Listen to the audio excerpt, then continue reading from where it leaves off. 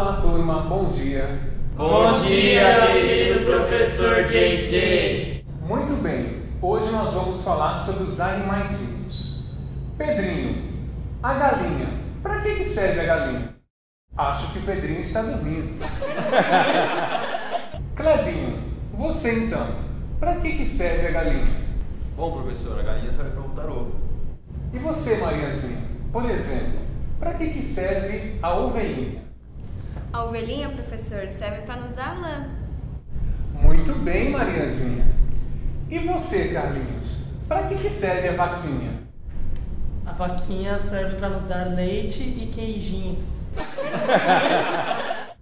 Muito bem, Carlinhos. Agora você, Joãozinho, para que serve o burro? O burro, professor, serve para dar aula pra gente, né?